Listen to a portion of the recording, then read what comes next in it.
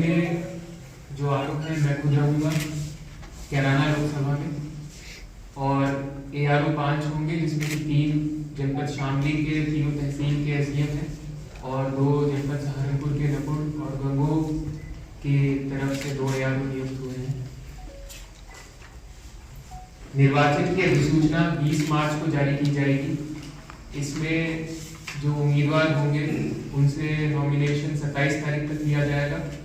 28 मार्च को उसका स्क्रूटनी होगी। 30 मार्च उसकी अंतिम तिथि है नॉमिनेशन को वापस लेने के लिए। जनपद शामली में कैराना लोकसभा के लिए निर्वाचन प्रथम चरण में होगा 19 अप्रैल को। इसकी काउंटिंग 4 जून को होगी और 6 जून तक पूरी इलेक्शन प्रोसेस खत्म हो जाएगा। हमारे यहाँ पर शामली डिस्ट्रिक्ट की बात करें तो 457 केंद्र ऐसे हैं जहाँ पर पोलिंग होगी और इन जगहों पर टोटल 968 पोलिंग स्टेशन हैं। इसी प्रकार से अगर पूरी लोकसभा की बात करें कॉन्स्टिट्यूएंसी की तो 893 मतदान केंद्र हैं और 1750 पोलिंग बूथ होंगे। कुल मतदाताओं की संख्या 17,19,011 है, जिसमें से शामली डिस्ट्रिक्ट के 9,73,000 है और जो सहारनपुर की 2 AC है नकुल और गंगो उसके 7,45,746 है।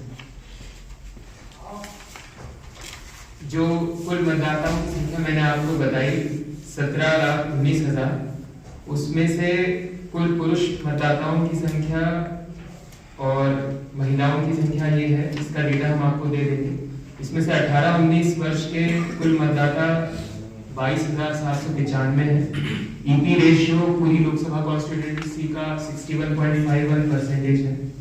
इसके संबंध में एक महत्वपूर्ण मैसेज मैं आपको आपके माध्यम से सभी को देना चाहूंगा कि निर्वाचन के बारे में जो घोषणा हुई है इलेक्शन कमीशन की तरफ से, उसके बाद में फॉर्म 7 नए एक्सेप्ट होना बंद हो गए हैं। अभी तक जितने भी एक्सेप्ट हुए थे, मतलब जितने भी लोगों ने अप्लाई किया था, उनका नियमानुसार विस्तारण कर दिया जाएगा, बट और लोग अपने नाम काटने के लिए आवेदन नहीं देंगे। लेकिन फॉर्म 6 के माध्यम से जो नए वोटर जुड़ने की प्रक्रिया है वो अभी कुछ समय तक चलती रहेगी, जब तक कि उम्मीदवार अपना नॉमिनेशन फाइल करते हैं उसके तक।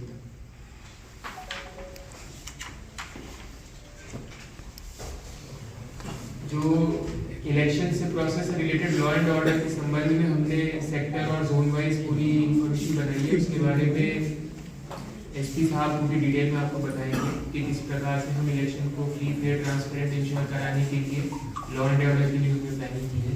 तो वो मैं स्किप कर रहा हूँ, SP साहब इसके बारे में ब्रीफ में आपको बताएंगे। क्रिटिकल मतदान केंद्र हमारे यहाँ पर अभी तक 231 चिन्हित हुए हैं जनपद में और पूरी लोकसभा में कुल 474 है। इनके कारण जो भी हैं उनको आइडेंटिफाई करके हम उनकी वल्नरेबिलिटी को मिनिमाइज करने की कोशिश करेंगे और हमारा पूरा प्रयास रहेगा कि इलेक्शन की डेट आने तक, मतलब पोलिंग की डेट आने तक ये वल्नरेबिलिटी सब जगह खत्म हो जाए। इसके अलावा एक चीज़ और जरूरी है, महत्वपूर्ण है, वो ये है कि इलेक्शन की घोषणा के साथ ही मॉडल कोड ऑफ कंडक्ट लागू हो गया है। इसके संबंध में हम सभी पॉलिटिकल पार्टीज के साथ भी एक बैठक करके उन्हें बताएंगे। हालांकि पहले भी उन्हें बताया था, बट अभी हम और विस्तार में उन्हें बताएंगे कि क्या क्या निर्वाचन आयोग के इंस्ट्रक्शंस आए हैं और किस प्रकार से उन्हें अपने और अपने उम्मीदवारों के माध्यम से ये इंश्योर करना है कि आदर्श आचार संहिता का पूर्णतः पालन हो। इसके अलावा इस पालन को इंश्योर कराने के लिए हमारी तरफ से भी flying squad, static surveillance teams, FST, SST अलग अलग जगह पर ऑलरेडी एक्टिव हो गई हैं और वो चेक कर रहे हैं और ये पूरा सुनिश्चित किया जाएगा कि किसी प्रकार का जो कॉन्ट्राबैंड आइटम्स हैं या कैश है या लिकर है, ड्रग्स है या इस प्रकार के अनुचित माध्यमों से कोई भी उम्मीदवार किसी भी मतदाता का अभिमत बदलने की कोशिश न करे।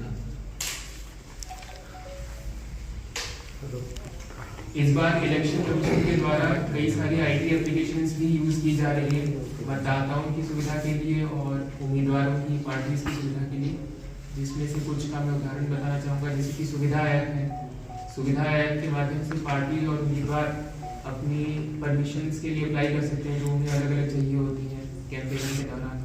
और उसके अलावा जो नॉमिनेशन एक हार्ड कॉपी में वो फाइल किया जाता था आरओ के पास में, वो ऑनलाइन भी अप्लाई कर सकते हैं। हालांकि ऑनलाइन अप्लाई करने के बाद भी जब वो अपना लेकर आएंगे तो वो साइंड होना चाहिए जब उसकी हार्ड कॉपी वो लाएंगे। लेकिन ऑनलाइन अप्लाई करने से फ़ायदा ये होगा कि उसमें गलतियाँ होने के चांसेस कम होते हैं और उसमें सॉफ्टवेयर में भी कुछ चेक्स भी रहते हैं। इसके अलावा आम जनता के लिए भी कई सारे IT एप्लीकेशन हैं, जैसे कि NGSP पोर्टल है अपने ग्रीवांसेस को सबमिट करने के लिए। अगर उनको कोई शिकायत हो तो निर्वाचन से संबंधित किसी भी समस्या से रिलेटेड 1950 है voter helpline, VHA mobile app है और एक C-विजिल ऐप है, जिसके माध्यम से इलेक्शन के दौरान अगर MCC वायलेशन से संबंधित कोई रिपोर्ट करना चाहता है तो वो एनोनिमस रिपोर्टिंग भी कर सकता है C-विजिल ऐप से।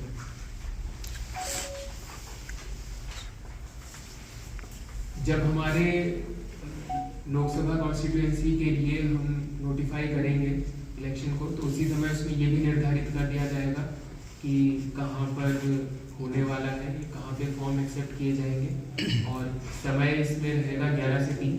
लेकिन इसके संबंध में विस्तृत हम तभी करेंगे जब नोटिफाई करेंगे।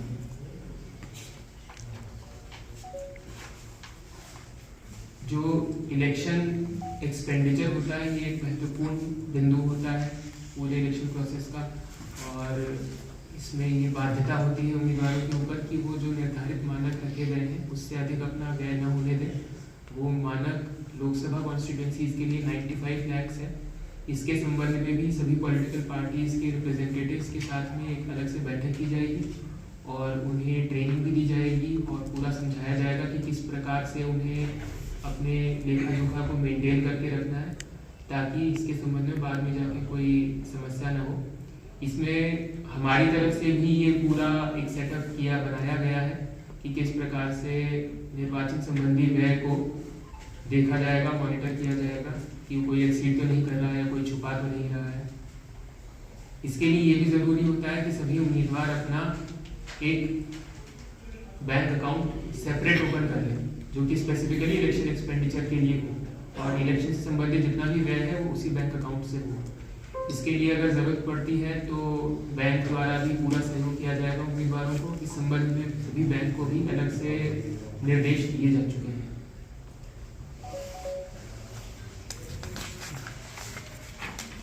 अंत में मैं एक चीज़ और कहना चाहूँगा कि आदर्श आचार संहिता क्योंकि लागू है अभी, तो जितने भी लोग हैं वो अपने सारे स्टेटमेंट्स को और अपने कंडक्ट को करते वक्त कोई भी कार्रवाई करते वक्त ये ज़रूर ध्यान रखें कि आपका कोई भी चीज़ ऐसी न हो जिससे कि आदर्श आचार संहिता का उल्लंघन हो या फिर निर्वाचन के कार्य पर प्रश्न उठ सके।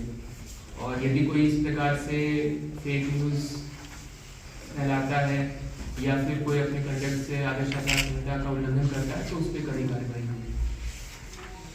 कि MCC हो चुकी है। हमने पूरे डिस्ट्रिक्ट को प्रिपरेशंस के दृष्टिकोण से 11 जोन्स और 93 सेक्टर्स में बांटा है, जिसमें कि प्रशासनिक अधिकारियों के साथ समन्वय करने के लिए पुलिस अधिकारी भी मौजूद रहेंगे।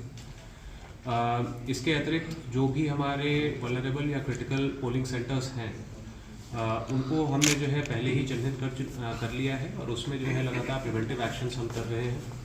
इसमें स्पेसिफिकली जो है ऐसे जो भी व्यक्ति हैं जिन्होंने पिछले कुछ वर्षों में किसी भी सरकारी कर्मचारी के साथ अभद्रता की हो या किसी प्रकार की मुजाहमत की हो या फिर पथराव या फिर कोई बलवा किया हो, किसी भी प्रकार का जो है उपद्रव किया हो या कोई कहीं पर किसी प्रकार का जातिगत संघर्ष हुआ हो या सांप्रदायिक संघर्ष हुआ हो, ऐसे सभी व्यक्तियों को जो है विशेष रूप से इसमें चिन्हित किया गया है और उनके विरुद्ध गुनाह कार्रवाई की जा रही है। ऐसे लगभग 230 व्यक्ति हमने चिन्हित किए हैं, जिसमें से कि 24 वर्तमान में जिला बदर हो चुके हैं और उनकी निगरानी की जा रही है। इसके अलावा जो हैबिचुअल ऑफेंडर्स हैं उनको प्रिवेंशन के लिए 110G की कार्रवाई और जो अभ्यस्त अपराधी हैं उनके विरुद्ध गैंगस्टर की कार्रवाई की जा रही है, जिससे कि चुनाव शांतिपूर्ण रूप से शांतिपूर्ण माहौल में संपन्न हो सके।